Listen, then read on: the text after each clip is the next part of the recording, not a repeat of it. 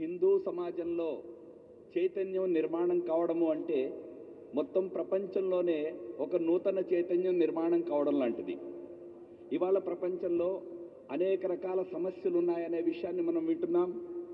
పర్యావరణానికి సంబంధించిన సమస్యలు, కుటుంబాలు విచ్ఛిన్నమవుతున్నటువంటి సమస్యలు, భౌతికవాదం పెరిగిపోయి మానవతా విలువలు క్షీణించిపోతున్న పరిస్థితి, చిన్న చిన్న విషయాలను కూడా తీసుకుని ప్రపంచంలో ప్రజలు ఒకరితో ఒకరు కలహించుకోవడము, సంఘర్షణలు, ఇటువంటి అనేక సమస్యల్లో ప్రపంచం ఇవాళ అతలాకుతలం అవుతూ ఉన్నది.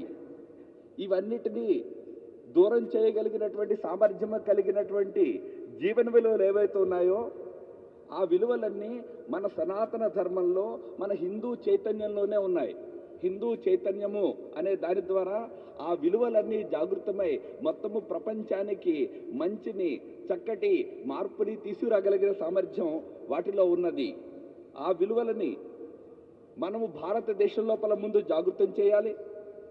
భారతదేశంలో సనాతన ధర్మము, సంస్కృతుల యొక్క జాగరణ ద్వారా ఆ గొప్ప జీవన విలువల్ని మనం జాగృతం చేసి తద్వారా ప్రపంచంలో ఒక మంచి మార్పుకి నాంది పలకాలి అని చెప్పి ప్రపంచం ఇవాళ ఎదురు చూస్తున్నది. కనుక ఆ విలువల్ని ముందుగా మన భారతదేశం లోపల మనం జాగృతం చేయాలి. భారతదేశంలో ఆ విలువల్ని జాగృతం చేయడం ద్వారా ప్రపంచంలోనే ఒక మంచి మార్పుకి మనం నాంది పలకగలుగుతాం. ఈ రోజున మన దేశం అనేక రకాల సమస్యల మధ్యలో సతమతమవుతున్నది. మన పొరుగునున్నటువంటి పాకిస్తాన్ గత కొద్ది రోజులుగా ఏ విధమైన వ్యవహారం నడిపిందో చూస్తే మనకే అర్థమవుతుంది. పాకిస్తాన్ అసలు మనతో మిత్రత్వం చేసే మనస్థితి వారికి ఉన్నదా, లేక నిరంతరము ఒక శత్రువులాగానే వ్యవహరించాలని ప్రయత్నం చేస్తున్నదా అనేది మనకు స్పష్టమవుతుంది. మనం మన వైపు నుంచి అనేక సార్లు పాకిస్తాన్తో మైత్రి చేసే ప్రయత్నం చేసినప్పటికీ ప్రతిసారి మన ప్రయత్నాలను పాకిస్తాన్ తిప్పికొడుతూ ఉన్నది. ఒక శత్రు దేశంలాగానే నిరంతరం మనతో వ్యవహరిస్తున్నది. మరోవైపు మరో పొరుగు దేశమైనటువంటి చైనా కూడా ఈ ఆసియా ఖండంలో కానీ ప్రపంచంలో కానీ తన ఆధిపత్యానికి భారతదేశం అడ్డొస్తున్నది, భారతదేశం పోటీగా నిలబడుతున్నది అనేటటువంటి మనోభావంతో భారతదేశాన్ని అణగదొక్కడానికి అనేక రకాలైనటువంటి ప్రయత్నాలు చేస్తున్నది. దీని గురించిన వివరాలు నేను చెప్పక్కర్లేదు. పత్రికల ద్వారా, ప్రసార మాధ్యమాల ద్వారా ప్రజలందరికీ ఆ విషయాలు తెలుస్తూనే ఉన్నాయి. ఇక లోపల మన దేశపు భద్రత విషయానికి వచ్చినట్లయితే అది ఎంత బలహీనంగా ఉన్నదో కూడా మనం చదివి ఉంటాం, వినుంటాము. ఇవాళ మన సరిహద్దులు చాలా బలహీనంగా ఉన్నాయి.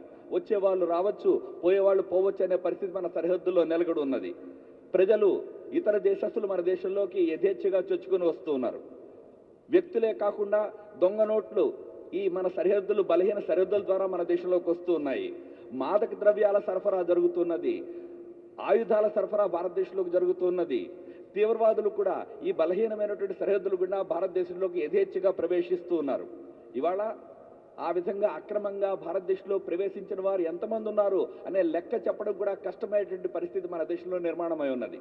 కేవలం అక్రమ ప్రవేశకులే కాదు, అనుమతితో భారతదేశంలో ప్రవేశించి మళ్ళీ తిరిగి వెళ్లకుండా ఉండిపోయిన వాళ్ళ సంఖ్య కూడా భారతదేశంలో చాలా పెద్ద సంఖ్యలో ఉన్నది. వీరందరూ కూడా మన దేశ భద్రతకి, మన దేశపు ఐకమత్యానికి ఒక పెద్ద సమస్యగా, పెద్ద ప్రమాదంగా ఇవాళ దేశం లోపల నిలబడి ఉన్నారు. మరోవైపున ఇటువంటి సమస్యల్ని ఎదుర్కోవడానికి సమాజాన్ని దృఢంగా నిలబెట్టవలసింది పోయి ప్రభుత్వాల యొక్క విధానాలు ఏ విధంగా ఉన్నాయంటే మన ప్రజలని మరింత బలహీనపరిచే విధంగానే ప్రభుత్వాల యొక్క విధానాలు ఉంటున్నాయి. ఇవాళ ధరల యొక్క పెరుగుదల కానివ్వండి, లేకపోతే మన కిరాణా వ్యాపారంలోకి విదేశీ పెట్టుబడుల్ని ఆహ్వానించడం కానివ్వండి, ఇటువంటి ప్రభుత్వాల యొక్క విధానాలు ఏవైతే ఉన్నాయో వీటిని చూస్తే అసలు ప్రభుత్వాలకి దేశహితం పడుతున్నదా, లేక కేవలం తమ యొక్క పదవీ స్వార్థం మాత్రమే వారిని నడిపిస్తున్నదా అనే సందేహం కలగడం సహజం. ఇవాళ ప్రభుత్వ విధానాలు దేశ ద్రోహులు, దేశ హితానికి వ్యతిరేకంగా పనిచేసే వారిని ప్రోత్సహించే విధంగా ఉన్నాయి. కేవలం అధికార పిపాసను మాత్రమే ప్రదర్శించే విధమైనటువంటి విధానాలని ఇవాళ ప్రభుత్వాలు ప్రదర్శిస్తూ ఉన్నాయి.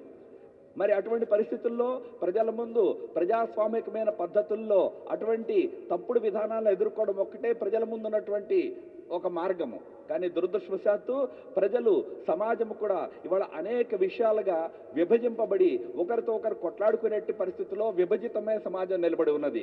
కులము పేరిట, మతము పేరిట, ప్రాంతము పేరిట, భాష పేరిట ఇవాళ మన సమాజము చిన్న విచ్ఛిన్నమైపోయి ఉన్నది, ఐకమత్యం నశించి ఉన్నది. మన సమాజంలోని ఈ వివిధమైనటువంటి భేదభావాలన్నిటినీ తమ రాజకీయ స్వార్థం కోసం అని చెప్పి నాయకులు మరింత పెంచి పోషిస్తూ ఉన్నారు. ఈ విధమైన దృశ్యం ఇవాళ భారతదేశంలో కనబడుతున్నది. ఈ దృశ్యము దేశ ప్రజలందరికీ, దేశం యొక్క మంచి కోరుకునే ప్రజలందరికీ కూడా ఎంతో నిరాశని, నిస్పృహని కలిగించేటటువంటి దృశ్యము. ఇవాళ ప్రజలు ఈ నిరాశ, నిస్పృహలు నిండినటువంటి పరిస్థితుల నుంచి మనకు ఆశాకిరణం ఏమున్నది, ఎవరు నిజమైన ఆశాకిరణాలుగా మన ముందు నిలబడుతున్నారు అని చెప్పి ప్రజలు ఆశగా ఎదురు చూస్తూ ఉన్నారు. బయటి పరిస్థితిని చూస్తే మనందరికీ భయము, నిరాశ కలగడం సహజం. ఈ పరిస్థితి మారాలి. మరి మరొకసారి భారతదేశం వైభవ సంపన్నమైనటువంటి దేశంగా తిరిగి నిర్మాణం కావాలి అనేటటువంటి భావన మనందరిలోనూ ఉంటుంది. అయితే దానికి మార్గం ఏమిటి అని ఆలోచించినట్లయితే, ఈ దేశంలో అనాది కాలంగా అనేక మంది మహాపురుషులు ఎవరైతే ప్రామాణికతతో, నిస్వార్థ భావనతో దేశహితం కోసమని పాటుపడ్డారో, బలిదానాలు చేశారో, వారందరూ కూడా ఒకే నిష్కర్షకు వచ్చారు. వారి నిష్కర్ష ఏమంటే, సామాన్య ప్రజల లోపల దేశభక్తి భావాన్ని జాగృతం చేయాలి, దేశం పట్ల ప్రేమను నిర్మాణం చేయాలి, సామాన్య ప్రజల్లో సద్గుణాలని నిర్మాణం చేయాలి. అప్పుడే ఇవాళ ఉన్నటువంటి పరిస్థితిని మార్చి మళ్ళీ దేశాన్ని ఒక వైభవ స్థితికి తీసుకువెళ్ళగలుగుతాము అని. ఈ భావాన్ని కేవలం ఏ సంఘ పెద్దలో చెప్పడం మాత్రమే కాదు, ఇదేదో సంఘ పెద్దలు చెప్పినటువంటి సిద్ధాంతం కాదు. కమ్యూనిస్ట్ పార్టీకి భారతదేశంలో పితామహుల్లో ఒకరిగా భావింపబడేటటువంటి మానవేంద్ర రాయ్ గారు, ఆయన రాసినటువంటి పుస్తకం లోపల ఆయన ఇదే విషయాన్ని ఉటంకించారు. సామాన్య వ్యక్తిలో ఎప్పటి వరకైతే దేశం పట్ల ప్రేమను మనం నిర్మాణం చేయలేమో అప్పటి వరకు మరి దేశంలో మంచి మార్పుని తీసుకురావడం అసాధ్యం అని చెప్పి వారు ఆ పుస్తకంలో రాయడం జరిగింది, రాడికల్ హ్యూమనిజం అనే పుస్తకం లోపల. మరి ఈ విధంగా సామాన్య వ్యక్తి లోపల ఒక మంచి మార్పుని తీసుకురావాలి, దేశం పట్ల ప్రేమను నిర్మాణం చేయాలి అంటే దానికి ఏదో ఒక ఆధారం కావాలి. మన దేశంలో ఏ ఆధారం మీద మనం ప్రజల లోపల దేశం పట్ల ప్రేమను నిర్మాణం చేయగలుగుతాం? భాషలు అంటారా? మన దేశంలో ఒక భాష లేదు. మన కోస్తా ఆంధ్ర ప్రాంతంలోనే అనేక రకాలైనటువంటి భాషలు మాట్లాడే పరిస్థితి ఉన్నది. దేశం మొత్తంలో 3008 రకాలైనటువంటి భాషలు కానివ్వండి, మాట్లాడే పద్ధతులు కానీ ఉన్నాయి. పోనీ పూజా పద్ధతి రూపంలో ప్రజలందరినీ ఒక తాటి మీద తెద్దామా అంటే మన దేశంలో ప్రారంభం నుంచి పూజా స్వాతంత్రం ఉన్నది. ఎవరు ఏ విధంగా కావాలంటే ఆ విధంగా భగవంతుడిని పూజ చేసుకోవచ్చు. కాబట్టి దేశంలో అనేక రకాలైనటువంటి పూజా విధానాలు, పంత సంప్రదాయాలు, మతాలు వికసించాయి. ఒక మతము, ఒక పూజా విధానం మన దేశంలో లేదు. దీనికి తోడుగా అనేక సంవత్సరాల చరిత్రలో అనేక మంది విదేశీ దురాక్రమణకారులు మన దేశంలోకి వచ్చారు, ఆక్రమణలు చేశారు, తమతో పాటు తమ మతాలను తీసుకొచ్చారు. ఇక్కడ అనేక మందిని మతం మార్చారు, ఇప్పుడు కూడా మతాలు మారుస్తూనే ఉన్నారు. ఆ కారణంగా కొన్ని విదేశీ మతాల యొక్క ప్రాబల్యం కూడా ఇవాళ భారతదేశంలో ఉన్నది. కనుక ఇలాగ అనేక విధాలుగా విభజనలతో ఉన్నటువంటి దేశం మనది. భోజన పద్ధతులు వేరు, వాతావరణం వేరు. మరి అటువంటి పరిస్థితుల్లో ప్రజలందరినీ ఏకము చేయగలిగినటువంటి సూత్రం ఏమున్నది అని గనక గంభీరంగా ఆలోచించినట్లయితే, ఈ దేశంలో అనేక మంది పెద్దల విషయాన్ని ఆలోచించి ఈ దేశంలో ఉన్నటువంటి వైవిధ్యాన్ని నష్టం చేయకుండా, దాన్ని నాశనం చేయకుండా, దాన్ని కాపాడుతూనే ప్రజల లోపల ఐకమత్యాన్ని, దేశం పట్ల ప్రేమని, ఒకళ్ళతో ఒకళ్ళని జోడించడాన్ని సాధించగలిగినటువంటి ఏకైక సూత్రము, ఏకైక సిద్ధాంతము ఏదైనా ఉన్నదంటే అది హిందుత్వము మాత్రమే అని చెప్పి అందరూ కూడా నిష్కర్షగా రావడం జరిగింది. ఇవాళ మొత్తము దేశాన్ని ఒక సూత్రంలో బంధించగలిగినటువంటి హిందూ సమాజానికి ఒక గుర్తింపునిచ్చేటటువంటి పదం ఏదైనా ఉన్నది అంటే అది హిందుత్వము అనేటువంటి పదం మాత్రమే. కేవలము భారతదేశం అనేటటువంటిది ఒక భౌగోళికమైనటువంటి ఒక రూపం మాత్రమే కాదు. ఈ భారతదేశపు భౌగోళిక స్వరూపంతో పాటుగా దీని వెనుక ఒక గొప్ప చరిత్ర ఉన్నది. ఆ చరిత్ర కాలంలో అనేక గొప్ప జీవన మూల్యాలు, జీవన విలువలు, గొప్ప సంస్కృతి, ఆ గొప్ప సంస్కృతిని, ఆ జీవన విలువల్ని అనుసరిస్తూ ఒక గొప్ప చరిత్రను నిర్మాణం చేసినటువంటి, ఈ దేశం కోసం, ధర్మం కోసం పాటుపడుతూ బలిదానాలు చేసినటువంటి అనేక మంది మహాపురుషుల చరిత్ర ఈ భారతదేశం అనేటటువంటి ఈ పదం వెనుకున్నది ఆ చరిత్ర, ఆ సంస్కృతి, ఆ మహాపురుషుల జీవితము, వారు ప్రతిపాదించినటువంటి జీవన విలువలు, ఇవన్నిటినీ ఈనాటి వరకు ఆచరిస్తూ వచ్చినటువంటి హిందూ సమాజము, ఇదంతా కలిసి ఈ హిందుత్వము అనేటటువంటి ఒక పదం యొక్క పరిభాషలోకి వస్తాయి. కనుక ఇవాళ ప్రపంచానికి చక్కటి జీవన విలువలు అందించగలిగినటువంటి, జీవన సందేశాన్ని అందించగలిగినటువంటి సూత్రం ఏదైనా ఉన్నదంటే అది ఈ హిందూ సమాజం వద్ద ఉన్నటువంటి హిందుత్వము అనేటటువంటి ఈ భావన మాత్రమే. కనుక ఈ హిందుత్వ భావాన్ని మన సమాజం లోపల మనం జాగృతం చేయాలి. ఆ విధంగా జాగృతమైనటువంటి హిందూ సమాజంలో పురుషార్థ నిర్మాణం చేసినట్లయితే, హిందూ సమాజం సంఘటితమైనట్లయితే, ఈ సంఘటిత హిందూ సమాజం ద్వారా మన దేశంలో మన ముందు ఉన్నటువంటి సమస్యలను మనం ఎదుర్కోగలుగుతాము. దాంతోపాటుగా ఇవాళ ప్రపంచం ఏ విధమైనటువంటి జీవన విలువల కోసం చూస్తున్నదో వాటిని ప్రపంచానికి అందించగలిగినటువంటి స్థితికి కూడా మన హిందూ సమాజం ఎదగలుగుతుంది. మూల సూత్రము ఈ మన హిందూ సమాజం లోపల ఈ హిందూ జీవన తత్వాన్ని జాగృతం చేయడం. రాష్ట్రీయ స్వయం సేవక సంఘం ఈ సంపూర్ణ మన మొత్తం హిందూ సమాజాన్ని ఐకమత్యం చేసి ఆ హిందూ సమాజంలో సద్గుణాలను నిర్మాణం చేయడం కోసమని నడుస్తున్నటువంటి కార్యక్రమం. ఆర్ఎస్ఎస్ ఎవరికో వ్యతిరేకంగానో ఎవరితోటో సంఘర్షణ చేయడం కోసమో ప్రారంభమైనటువంటి సంస్థ కాదు. లోక కళ్యాణం కోసం, అందరి మేలు కోసం ప్రారంభమైనటువంటి పని చేస్తున్నటువంటి సంస్థ. హిందుత్వము ఎవరికి విరోధంగా, ఎవరిని వ్యతిరేకించేటటువంటి సిద్ధాంతం ఎంత మాత్రమూ కాదు. హిందుత్వము ఎవరిలోనో భయాన్ని నిర్మాణం చేయడము, ఎవరినో బెదిరించడము అటువంటి ఉద్దేశంతో ఉన్నటువంటి సిద్ధాంతం ఎంత మాత్రమూ కాదు. హిందుత్వం కారణంగా ఎవరికి ఎటువంటి శాంతి భంగము కలగదు. సంఘము, హిందుత్వము ఇవన్నీ లోక కళ్యాణము, సమాజం యొక్క మేలు కోసమని నడుస్తున్నటువంటి ప్రయత్నాలు. దీన్ని తీవ్రవాదంతో జోడించే ప్రయత్నం చేయడము ఇది చాలా తప్పైనటువంటి విషయము. సంఘము, హిందుత్వము, తీవ్రవాదము, తీవ్రవాదము ఇవి పరస్పర విరోధమైనటువంటి విషయాలు. సంఘము ఎవరిని బెదిరించాలని కానీ, ఎవరినైనా బెదిరించడం లాంటి కార్యకలాపాలను సమర్థించాలని కానీ సంఘం ఎప్పుడూ చేయదు. సంఘం ఎవరిని బెదిరించదు, ఎవరికి బెదిరిపోదు. ప్రేమ ఆధారంగా సమాజంలోని అనేక వంచిత, పీడిత, దళిత వర్గాలని ఉద్ధరించాలనేటువంటి సద్భావనతో సంఘ స్వయం సేవకులు ఇవాళ దేశంలో 1,30,000 సేవా కార్యక్రమాలను నడిపిస్తున్నారు. అది సంఘం యొక్క నిజమైన ప్రేరణ. అనేక రకాలైనటువంటి దుష్ప్రచారాలు ఇవాళ కొద్దిమంది చేస్తున్నప్పటికీ కూడా సంఘం యొక్క వాస్తవ రూపాన్ని సమాజం అర్థం చేసుకుంటూ ఉన్నది. దేశం లోపల ఒక చక్కటి క్షమతని నిర్మాణం చేయాలి. మన దేశానికి, మన సమాజానికి, మొత్తము ప్రపంచానికి కళ్యాణం చేయగలిగినటువంటి, మంచి చేయగలిగినటువంటి సామర్థ్యాన్ని మన సమాజంలో నిర్మాణం చేయాలి. అదొక్కటే సంఘం యొక్క లక్ష్యము. అటువంటి పవిత్రమైనటువంటి ఈశ్వరీయ కార్యాన్ని విజయవంతం చేయడం కోసం చెప్పి సంఘం పాటుపడుతున్నది. ఈ కార్యం గనక సఫలమైనట్లయితే, అటువంటి మంచి సద్గుణ సంపన్నులైనటువంటి హిందూ సమాజాన్ని, సంఘటితమైనటువంటి ఐకమత్యము కలిగిన హిందూ సమాజాన్ని కనుక మనం నిర్మాణం చేయగలిగినట్లయితే దానివల్ల మన మొత్తము దేశానికి మేలు జరుగుతుంది, మొత్తము ప్రపంచానికి కూడా దానివల్ల ఎంతో మేలు జరిగేటటువంటి అవకాశం ఉన్నది. కనుక దానికోసమని సంఘము కృషి చేస్తూ ఉన్నది. అయితే ఈ మంచి జీవనాదర్శాలు, జీవన విలువలు ప్రపంచం ముందుకు మనం చక్కగా పెట్టగలగాలంటే దాని వెనుక శక్తి కూడా అవసరమవుతుంది. శక్తి లేనటువంటి ఏ సిద్ధాంతాన్ని ప్రపంచము అంత ఈజీగా, అంత సులభంగా స్వీకరించదు. కనుక సమాజం లోపల శక్తిని కూడా నిర్మాణం చేయాలి. అయితే శక్తిని నిర్మాణం చేయడం అంటే ఏదో ఆయుధాలను సేకరించడం అని, సైన్యాన్ని ద్వారా శక్తి నిర్మాణం చేయడం అని అర్థం కాదు.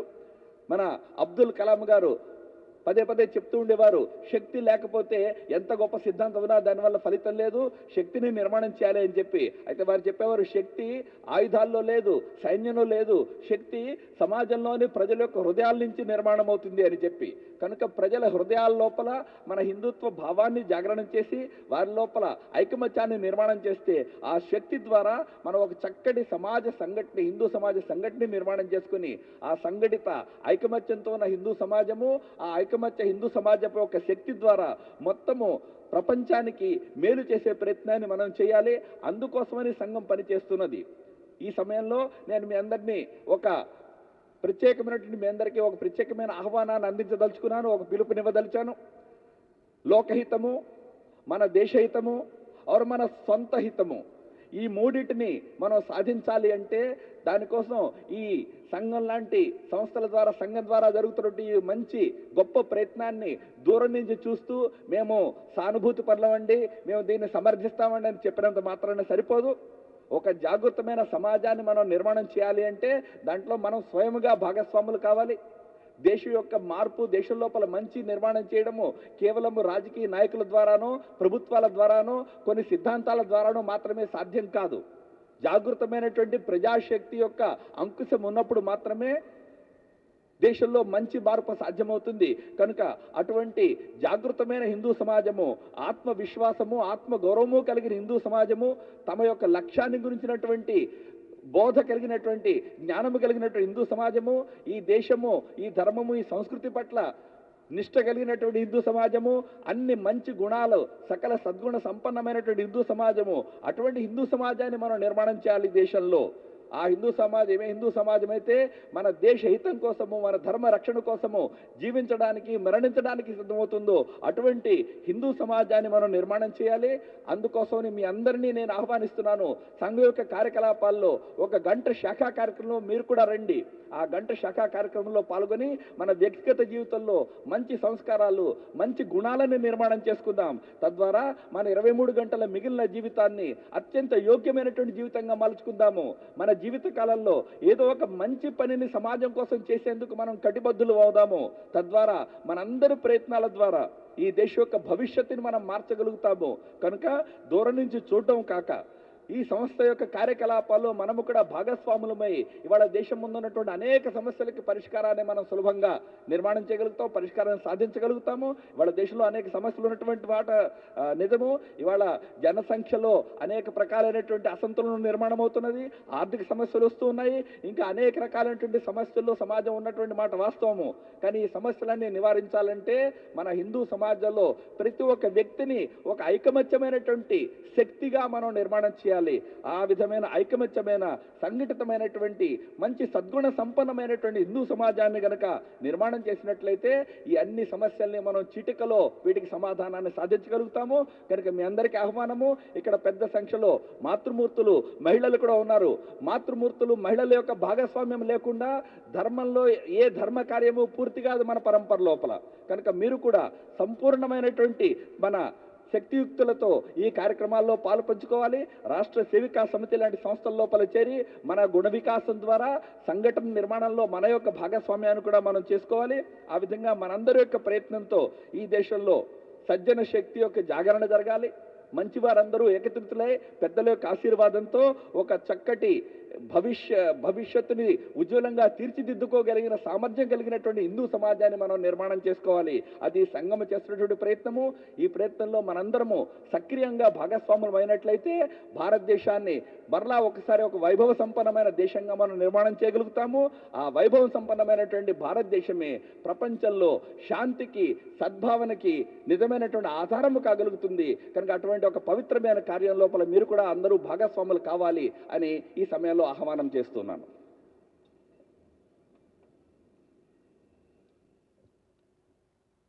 సూచన